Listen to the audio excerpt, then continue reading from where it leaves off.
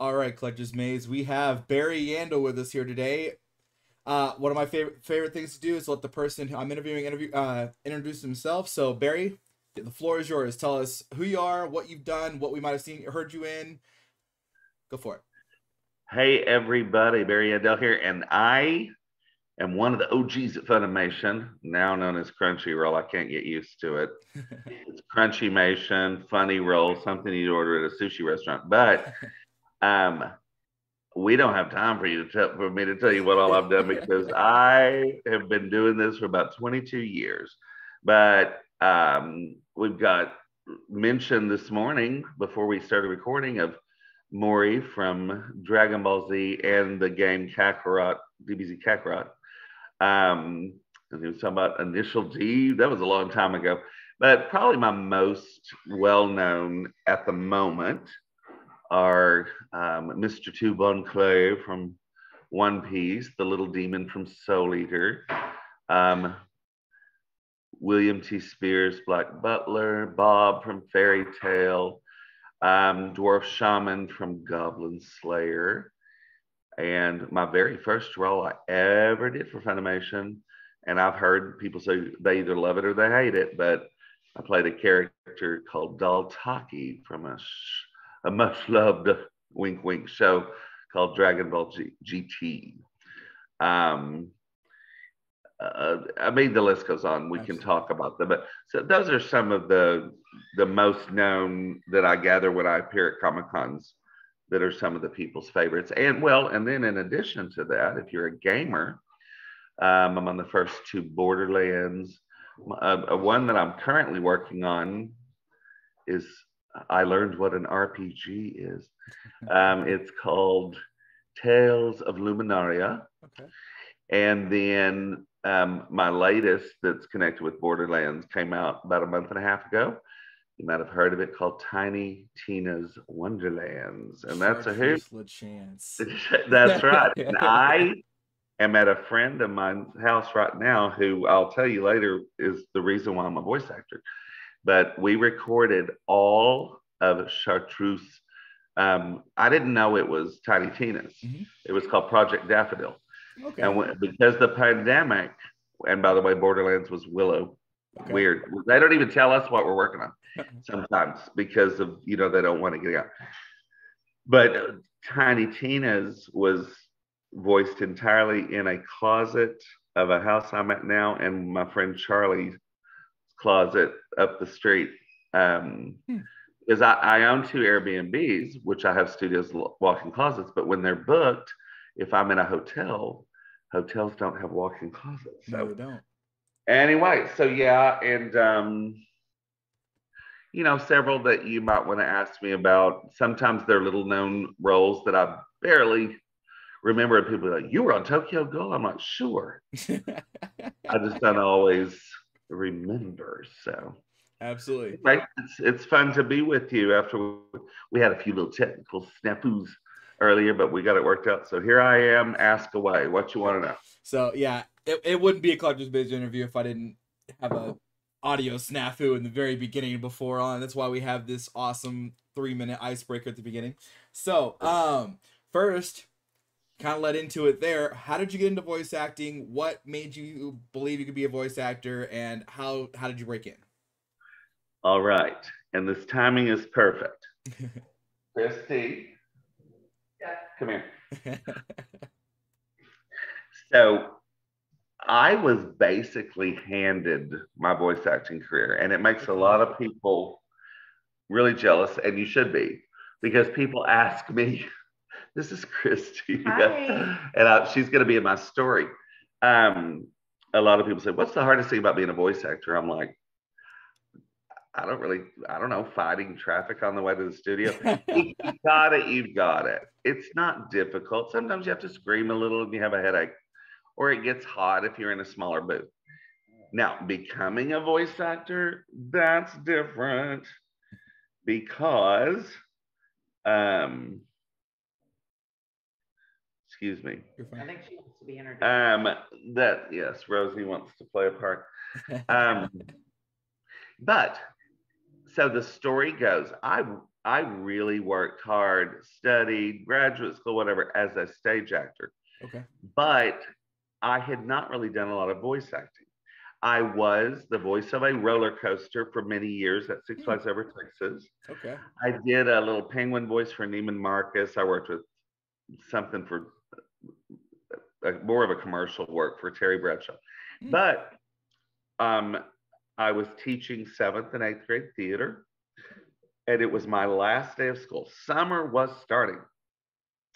And this was like 22 years ago. So, yes, we had cell phones, but we didn't have what I cherish most now, navigation. And so I'm driving home to start my summer, and my phone rings in my car, and it's this girl, Christy, in a panic. My agent has an audition scheduled for this place called Funimation or something, and I can't find it. And I'm she was all nervous to be late. You know, Hmm. we're professional. And she said, I was wondering, I knew you grew up around here. If you could help me find it. I said, where are you? Meet me in the parking lot of Kentucky Fried Chicken. I kid you not. And no time for a snack. And it was, but the original Funimation was like mom and pop. It used to be on a couple of floors, recording on one floor, the business aspect on another floor of a bank building. Interesting. And we were in like between where I grew up and worked and where I lived at the time. And we were in the parking lot, but you can't get anybody to answer at Funimation. Well, she was charmed because finally somebody answered. And she pulled up next to me with a smile on her face and said, they said they've had a cancellation, so they'll still see me. I went, oh, honey, that's great. What about me? She goes, oh, my friend is an actor and blah, blah. Oh. And she said, they said no. Mm. Well, I went anyway. There you go. And I walked in, not in an obnoxious way. And I walked into the lobby and I had my card ready for the receptionist guy. And I said, my name is, here's my card. If you have to have a cancellation, please, could you see me? And he said, I wouldn't be able to help you. I said, I'll be in the car waiting in June in Texas, sweating. I was going to sit in the parking lot. And he said, I wouldn't be able to help you. You'd have to talk to so and so. Mm. I don't remember her name. And this was, you heard of your big break. This is my big break. Mm. I said, really? Where might she be? And he said, as a matter of fact, here she comes now through those doors. So I was nervous. Now I'm not nervous. I can audition for a Broadway show and be like, you can tell me I'm horrible and I'm stupid. I don't care. But I was a little nervous and I walked up and said, hi, my name's Barry Yandell. And if you get, and I handed her my card and she cut me off and said, I know you. And I had just finished a run of a show that ran for 3 years. I did it for 8 months called Forever Plaid, a stage show. Okay. That's how I got my equity card. So I figured she knew me from Plaid because we were kind of local celebrities. You know, you got to dinner downtown and the autograph thing. And I said, from Forever Plaid? She goes, no, we used to compete against each other in college. And we didn't go to the same graduate school. I mean, we didn't go to the same undergrad, but Mhm. long story, she knew of me. She had seen me on stage. And so I got kind of confident and I decided to play. I said, really? Did you win or did I? And she said, probably you because you were so good. Oh And gosh, just tooting your and horn. I said, thanks for the compliment. If you really believe that, if you get a cancellation, is there any way I can please get it? She goes, oh, please. I know what you can do. You don't need a cancellation. Follow me. So she took me back to this room with all the wannabe actors and my friend who you just met. Mhm. And Christy's face lit up like, hey, and then confusion, like, how did you get back here? And I don't really remember a lot about that night, Mhm. but they laid my voice down. And then they called me back a few times. I think it was over the next 3 or 5 months. I don't know how long. So it was fun. I would go in and play, let's put on the headsets and make voices, but I didn't play it on anything becoming. Mhm. So they introduced me to this director. I was auditioning for Dragon Ball GT, Mhm. and I came up with this voice. And after I finished, he was like, "Dude, that was really awesome." Well, I had heard that a lot because everyone in the voice industry is so nice to me. Me, I don't know about everybody else. And so I thought nothing. I was like, "Thanks." He goes, "You're going to be hearing from us." Well, I'd heard that too. So I was like, "Yeah, well, thanks." He said, "This is not our hottest property right now, so it won't be in the next couple of days, but you'll hear from us." And I was like, "Well, thanks. I'm not holding my breath, but okay, what's for dinner?" Mhm. Well, I did hear from them, and even before social media, the fans apparently liked what I did, and so I kept getting called back in. And now I am so blessed, and I don't take it for granted that most of my work with Funimation and Okratron 5000 is owned by Christopher Sabat, who you know as Vegeta and All Might. Yes. And he's brilliant, and I worship him, and he does a fabulous impersonation of me, as painful as it is. But I don't really audition anymore. They just kind of call me in and give me work, and I Oh, that's don't take cool. that for granted. I'm so grateful. So yeah, there's the story about me becoming a voice actor. It really was kind of a gift. And it started off kind of slow, but then, and I do tons of bit parts because I was teaching school and I wasn't always available for the big shows. But as time passed, I've gotten some more iconic roles, and it was hard for me to break into the con business. Nobody knew who I was. They didn't really want me. They were like, "Who are you?" Mhm. Well, finally, I got with an agent who she's brilliant, Yes. Yes. Wendy Powell of Powell Talent. You know her as Envy on Full Yes. Metal Alchemist. And I started breaking into the con world. I was booked, and then the pandemic hit. Mhm. Okay, never mind. But now it's going great, and I have made several appearances this year. I've loved it, and I'm still new enough to it to where I love chatting with fans at the table. You can buy something from me, I appreciate it, but as long as you step out of the way, you can sit and chat with me forever. As long as you let people who want to spend money do. There you But go. I love hearing their stories, what they're doing, why they're interested in anime, why they even know who I am. So Yeah. Well, anime's got some of the most diehard fans as well as you know. So, as it, I've learned, yes. as soon as they find someone they like, they take care of you. That's for darn sure. And we're thankful for it. I tell you what, I was sharing with you earlier, I've seen very little of my work. Um, I think it's a beautiful art form. I love the music and the art, but I have never been. People say, "Do you not watch your shows because you don't like hearing your voice?" I hate hearing this natural Texas twang, but my character voices, no, I love it. I'm good. I love my characters. I'll listen to them all day. But I've never been officially diagnosed or medicated for ADHD, and you probably already sense I am. And I'm so right there with you.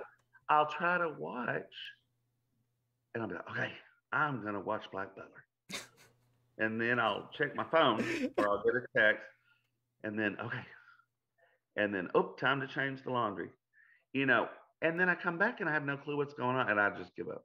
I hear that. So I hear that. I'm not saying anything negative against anime. I love it, and it's been a gift to me. And someday I'm gonna, and I've never played my video games, but I am scheduled this weekend to go up the street to the closet I recorded it in, and he's played it because I gave him my copy they gave me, and he says it's fun and wonderful. So I'm gonna play it this weekend, I think. It's very good. Tiny Tina's. I was really shocked at how good the game was. Well, good. Yeah, it's one of the first games I bought for my new PC. So Well, it's I heard I'm on the first two Borderlands, and then suddenly I heard nothing about Borderlands 3, and everybody was going to opening night launch parties and whatever. I'm like, thanks, but I'm okay. I don't get real jealous, but I heard that a lot of people say Borderlands 3 is not as good as the first two. I'm like, oh, it's well, that's because I'm not. I'm kidding. I'm it's not that cocky. it's a But callback. I'm several characters on Borderlands, but for some reason, the most well done is Flesh Stick. Now, audience out there, figure out and tell me why that's his name. I haven't figured it out. And my dearly departed father would try to support me and be interested in stuff. And he'd be like, what'd you work on today? Some game called Willow. Well, who'd you play? Well, several characters, but my main was this guy named Flesh Stick. And he goes, What kind of game is this? Use your imagination. Oh man, that's great. That's great. So I gotta ask, how is it working on Borderlands 1 and 2? So I know a lot of voice actors go in, they do their booth time, and that's pretty much it. Was it the same with that as well? Oh yeah. Yeah. Did you ever run into anybody walking in and out?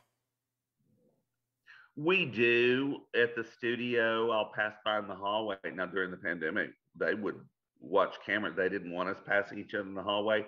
Some of the directors would work remote. I would work remote sometimes, but um, yeah, that's a myth. A lot of y'all clear it up. We never, with one rare exception I won't even go into, are in the booth together because y'all picture us like with headphones talking to each other and acting. I either act to silence or pre-recorded. Someone's like, "What's so and so like?" I've never met her, but she played your daughter. What's your point? This will blow your mind. This will blow your mind. Yeah. For Black Butler fans, Yeah. I have all those scenes with Grell. I don't think I've ever met him. That's tough. I think his name is Daniel Frederick. They go, Yeah. but the chemistry is so good. Well, that's because you have a good director and a good engineer. Yeah. There, I tell you, the actor, I get most of the credit, and I'm thankful. Keep it coming. And the director a little bit. The real genius in the room is the engineer. They True. can do absolute magic, and they're so different. The personality usually, because we're all cutting up and blah, blah, blah, blah, and they're just going. And I feel like I've accomplished the world because I can be pretty funny. And when I'll say something offensive or off or stupid, and I'll get the engineer that different personality to go, I feel like I've accomplished the world. The other thing is, we do not get the scripts ahead of time. It's totally cold. So I don't know what's going on Oh. besides what the director tells me. And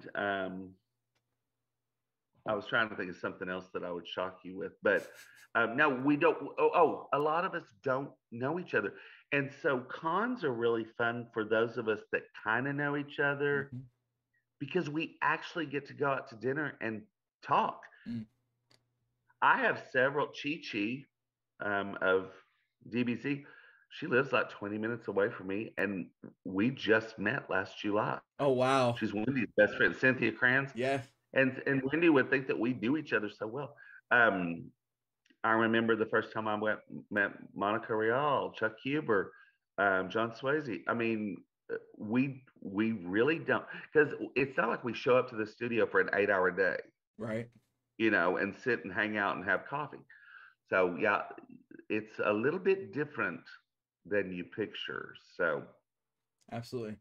It yeah, makes it tougher because you know like you said, the chemistry is kind of brought through with the engineer, but like you guys are delivering those lines in a way that the engineer can line them up and make them good. yep, So, and if you don't do that well enough, the engineer can't do anything with it, and yep, poof goes career.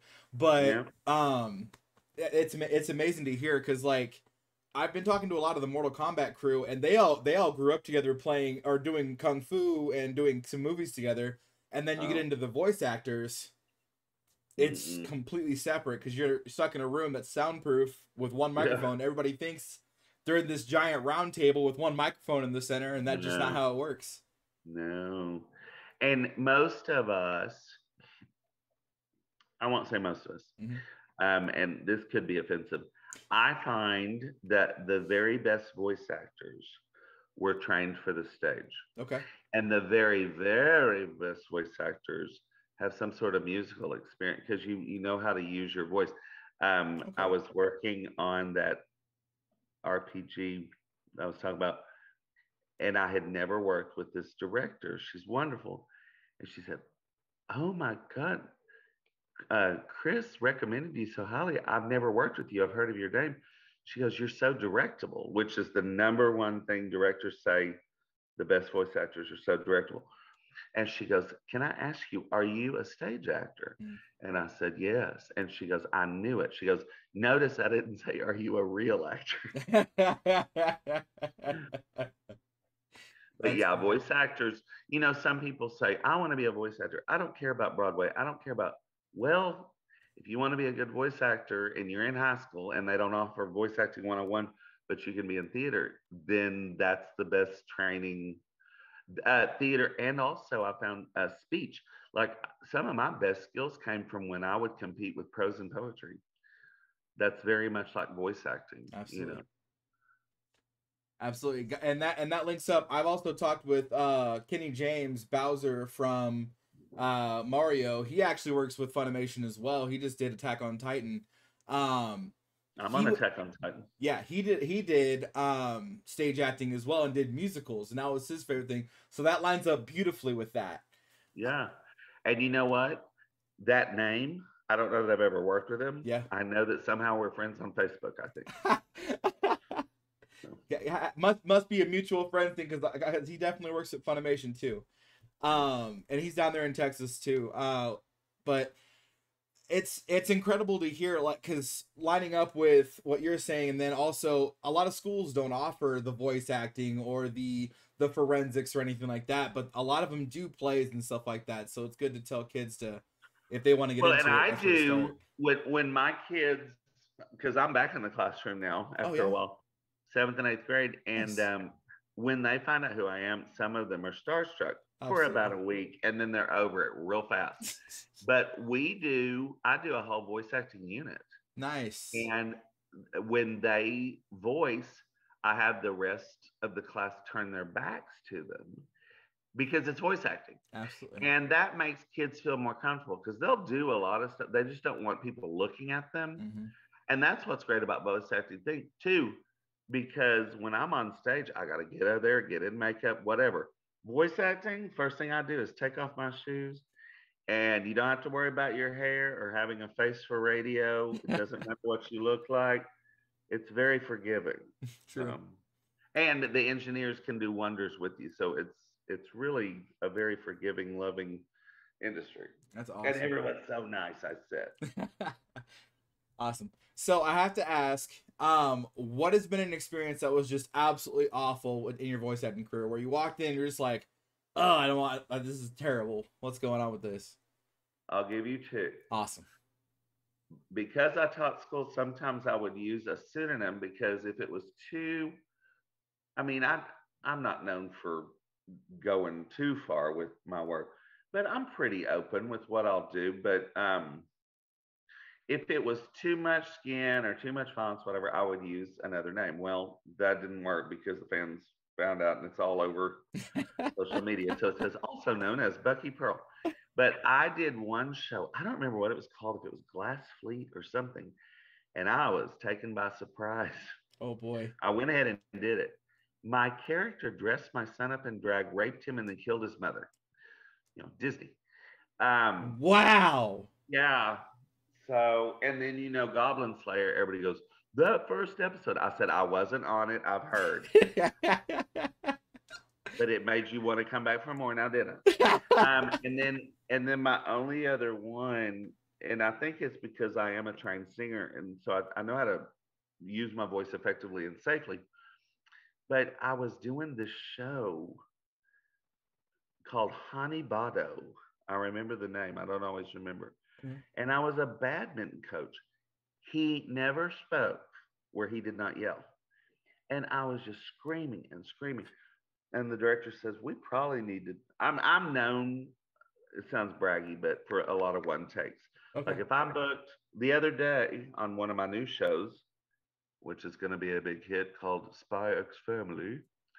Yes. Um, Yes. I just aired. I played Henderson, the guy that wants everything to be elegant. That's No me. way.